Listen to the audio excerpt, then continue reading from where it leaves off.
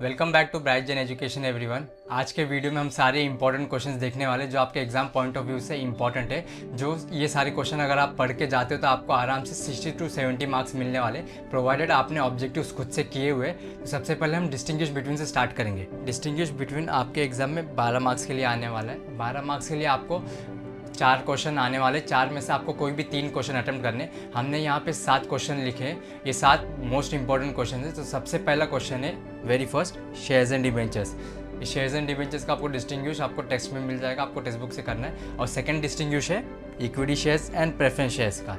फिर उसके बाद थर्ड डिस्टिंग्विश है interim dividend and final dividend का। ये जो interim dividend and final dividend का डिस्टिंग्विश है, ये पिछले 5 साल के पेपर में रेगुलरली आ चुका है, तो इसके इस साल आने की प्रोबेबिलिटी भी ज़्यादा है, इसीलिए इसको डेफिनेटली करके जाना, इसको छोड़ने का रिस्क बिल्कुल मत लेना। फिर उसके बाद फोर्थ डिस्टिंग्विश है primary market and secondary market. अब जैसे ये इंटरिम डिविडेंड फाइनल डिविडेंड आ चुका है, वैसे ये प्राइमरी मार्केट और सेकेंडरी मार्केट भी हर साल आते आया, इसीलिए इसको भी छोड़ने का रिस्क बिल्कुल मत लेना। उसके बाद है fifth distinguish money market and capital market. Money market and capital market के बाद हो गया sixth distinguish transfer of shares and transmission of shares.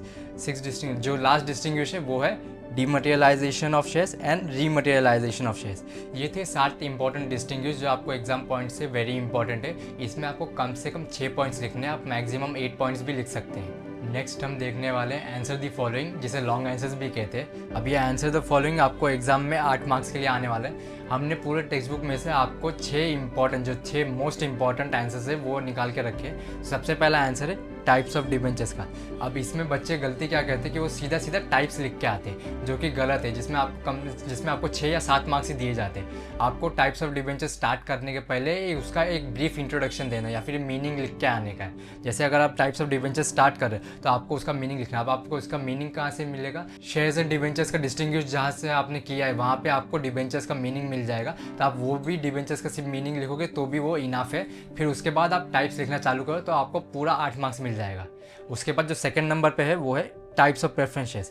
जैसे आपने टाइप्स ऑफ डिबेंचर्स में किया, आपने पहले मीनिंग लिखा, वैसे ही आपको टाइप्स ऑफ प्रेफरेंसेस में भी करना है। आपको पहले मीनिंग्स लिखना है, फिर उसके बाद आपको उसके टाइप से चालू करना है ताकि आपका एक भी मार्क्स ना कटे। थर्ड है फीचर्स ऑफ इक्विटी शेयर्स। अब इक्विटी शेयर्स के लिए भी आपको 3 से 4 लाइन का इंट्रोडक्शन देना है, फिर उसके बाद आप फीचर्स से स्टार्ट कर सकते हैं। फिर उसके बाद फोर्थ नंबर पे है फीचर्स ऑफ प्रेफरेंस शेयर्स। जैसे हमने इक्विटी का किया, जैसे हमने टाइप्स ऑफ प्रेफरेंस शेयर्स किया, वैसे ही आपको इधर भी आपको 3 से 4 लाइन का इंट्रोडक्शन देना पड़ेगा, फिर उसके बाद आप फीचर्स से चालू कर सकते हैं। अभी हमने ये चारों क्वेश्चन देखा। अभी ये चारों क्वेश्चन में हम पहले इंट्रोडक्शन लिखेंगे और फिर उसके बाद आपको कम से कम 8 पॉइंट्स लिख के आना है। अभी जो टाइप्स ऑफ डिबेंचर्स है, टाइप्स ऑफ प्रेफरेंस शेयर्स है, उसमें आपको 8 पॉइंट्स मिल जाएंगे। और जो फीचर्स है, फीचर्स ऑफ इक्विटी शेयर्स और फीचर्स ऑफ प्रेफरेंस शेयर्स, उसमें भी आपको चुन के 8 पॉइंट्स लिख के आने के, ताकि आपका एक भी मार्क्स ना कटे। उसके बाद नेक्स्ट है statutory provision regarding allotment of shares. अब ये भी मोस्ट इंपॉर्टेंट क्वेश्चंस में आता है। इसके लिए आपको टेक्स्ट बुक में से आपको सीरीज वाइज जाना है, मतलब जो लाइन वाइज जाना है। आप कोई भी आंसर बीच में नहीं कर सकते, मतलब कोई भी पॉइंट बीच में से नहीं उठा सकते। आपको जो सीक्वेंस में जो टेक्स्ट बुक में दिया है उसी सीक्वेंस में आपको जाना पड़ेगा। नेक्स्ट मोस्ट इंपॉर्टेंट है provision regarding issue of debentures. अब हमने ये 5th और 6th, ये दोनों मोस्ट इंपॉर्टेंट है, ये आपको डेफिनेटली करके ही जाना है। और इसमें आपको बराबर सीरीज वाइज ही जाना है, आप कोई भी मिडल में से नहीं जा सकते। और आपको जो टेक्स्ट में दिया है आपको वैसे ही लिखना है।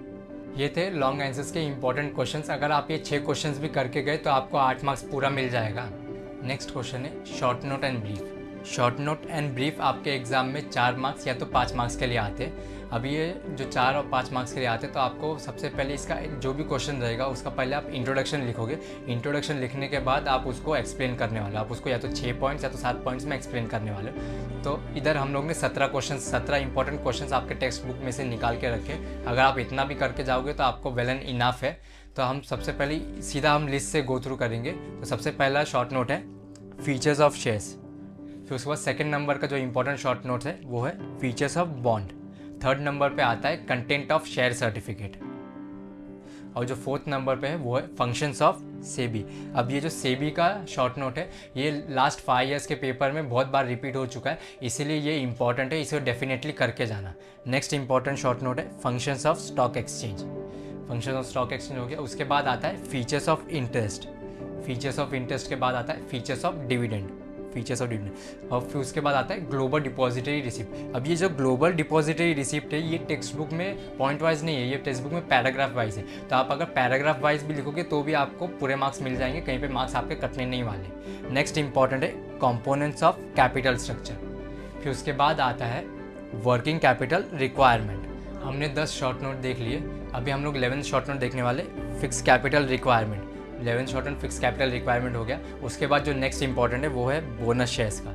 उसके बाद का जो नेक्स्ट इंपॉर्टेंट है वो है राइट शेयर्स का। उसके बाद जो 14th नंबर का शॉर्ट नोट है वो है एम्प्लॉय स्टॉक ऑप्शन स्कीम। हम लोग ने 14 शॉर्ट नोट देख लिए। अब जो लास्ट के 3 क्वेश्चन बचे ये ब्रीफ में आने के चांसेस इसके ज़्यादा है। तो जो 15th ब्रीफ है वो है फीचर्स ऑफ मनी मार्केट। फिर उसके बाद 16th नंबर पे आता है फीचर्स ऑफ कैपिटल मार्केट। और जो लास्ट ब्रीफ हो सकता है वो है फीचर्स ऑफ फाइनेंशियल मार्केट। ये थे 17 शॉर्ट नोट या ब्रीफ भी बोल सकते हैं आप, जो 4 या 5 मार्क्स के लिए आपको एग्जाम में आने वाले। अगर आपने ये 17 भी कर लिए तो आपको पूरे 10 मार्क्स मिल जाएंगे एग्जाम में, आपका कहीं पे भी मार्क्स नहीं कटने वाला है, प्रोवाइडेड आप बराबर उसके लिए आप इंट्रोडक्शन लिख रहे हो और आप उसके 6 to 7 पॉइंट्स लिख के आ रहे हो। Thank you everyone.